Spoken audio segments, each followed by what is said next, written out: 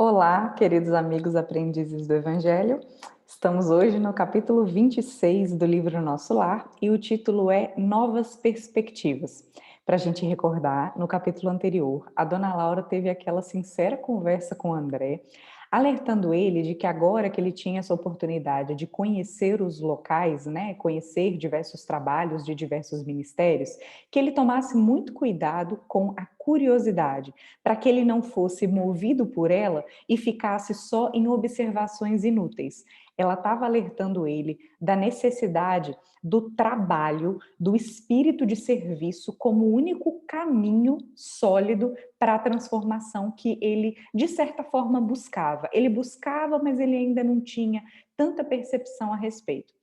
Bom, nesse capítulo do início, já dá para perceber que as palavras da dona Laura tiveram um efeito bem significativo, porque ele acompanhou, né, o Rafael, que é um funcionário do Ministério da Regeneração, que foi buscar ele lá na casa da dona Laura para apresentá-lo ao ministro Genésio, e durante o caminho ele foi muito centrado, já demonstrando uma modificação na atitude mental.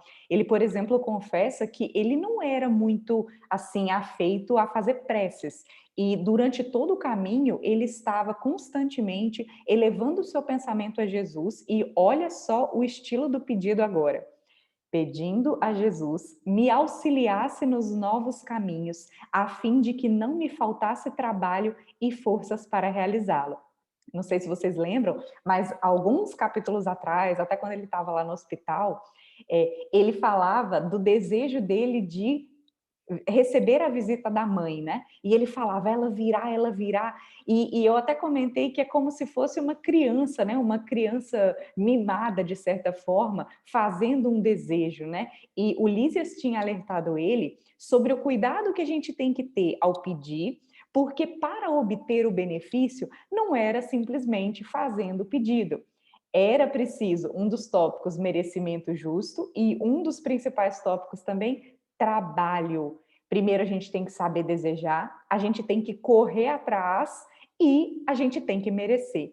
Nesse momento, ele demonstra uma transformação no que ele está desejando e nos parece que ele está disposto a realmente se colocar a serviço dos outros, a serviço dos que surjam como necessitados diante dos olhos dele, que ele ainda nem conhece, né, o gênero da tarefa que está se aproximando, mas ele realmente demonstra a transformação. E aí ele é apresentado pelo Rafael ao ministro Genésio, o ministro Genésio fala, o ministro Clarence falou de você e tal, e ele já se apresenta para esse ministro Genésio com uma atitude muito diferente mesmo.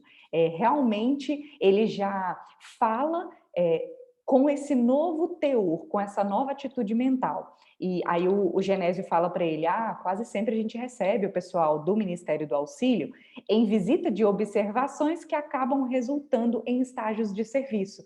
Já foi o gatilho para o André falar, é exatamente esse o meu desejo. O André realmente demonstra empolgação. Nas palavras dele, ele fala, somente venho recebendo benefícios sem nada produzir de útil. Então ele reconhece toda a assistência que ele teve, o quanto ele foi bem cuidado, o quanto ele teve intercessões, né? Ele sabe que foi pelo fato da mãe dele ter um merecimento muito grande, e agora ele percebeu que ele só está recebendo e que ele tem muita condição de oferecer algo de si, que a gente já viu que esse é um caminho seguro, né?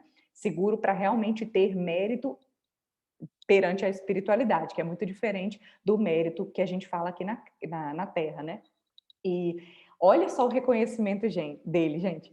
Quando eu recorrer ao ministro Clarencio, eu não estava ainda bastante consciente do que pedia. Queria serviço, mas talvez eu não desejasse servir. É o que a gente já tinha percebido antes, e aqui é a reflexão dele. Ele está sinceramente dizendo isso, ele agora realmente está demonstrando sinceridade, e, portanto, já é um começo para realmente mudar, refletindo nas atitudes, né? Primeiro a gente começa mudando o pensamento, e não adianta mudar só o pensamento, a gente tem que refletir isso em atitude. E aí ele comentava, no fundo, era o desejo de continuar a ser o que tinha sido até então, o médico orgulhoso e respeitado, cego nas pretensões descabidas do egotismo em que vivia, encarcerado nas opiniões próprias. Então, naquela época que ele procurou o Clarencio, de certa forma, ele ainda tinha internamente aquele status, né? Aquele status pela posição que ele tinha na Terra, pelo diploma acadêmico, pelo quanto ele era servido pelas outras pessoas e pelo quanto ele tinha de uma posição de destaque na sociedade. E agora ele está realmente percebendo que isso é inútil do ponto de vista espiritual. E agora ele realmente estava mostrando sincero para o ministro Genésio, e diz ele que não se preocupava com o gênero de tarefa, que o que ele queria mesmo era o conteúdo sublime do espírito de serviço. O Genésio ressaltou, né, o quanto era interessante, o quanto ele realmente sentia que ele estava no caminho, que as palavras dele estavam sendo sinceras, e preocupado, né, em levantar o ânimo do André, ele comentou: quando o discípulo está preparado, o pai envia o instrutor. O mesmo se dá relativamente ao trabalho. E aí vem uma frase muito conhecida, né, no Espiritismo: quando o servidor está pronto, o serviço aparece. Dizendo para ele que se realmente ele demonstrasse isso tudo que ele estava sentindo, que ele não se preocupasse que o serviço ia aparecer. Ele falou que o desejo que ele estava tendo agora já era favorável à concretização, né? A forma como ele estava se portando, o que ele estava pedindo, já tinha uma possibilidade de se concretizar, de realmente acontecer. E eu queria chamar a atenção para um negócio muito legal que o Genésio fala. Nos círculos carnais, a gente costuma felicitar um homem, né, parabenizar, com relação à prosperidade financeira e excelente figuração externa, quando a pessoa tem poder.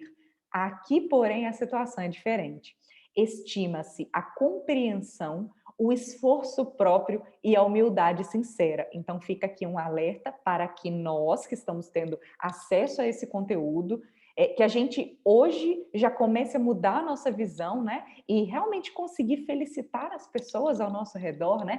Dar um feedback positivo, não a respeito de uma promoção, né? De uma promoção num cargo financeiro, igual a gente faz no LinkedIn, né? Quando a gente parabeniza a pessoa pelas conquistas profissionais, mas que a gente também possa parabenizar aquela pessoa que consegue ter paciência diante de uma situação difícil, de repente cuidando de um idoso em casa, né, um familiar, ou então quando tem uma relação difícil, né, desarmonia familiar, e a pessoa consegue manter a tranquilidade, consegue lidar bem com isso, consegue se colocar em uma posição humilde diante de situações de críticas, situações de desavenças, né, quando uma pessoa quer criar intriga, né, a famosa fofoquinha. Então, que a gente possa parabenizar as pessoas por isso também, porque nós estamos tendo o conhecimento de que isso é a verdadeira valorização.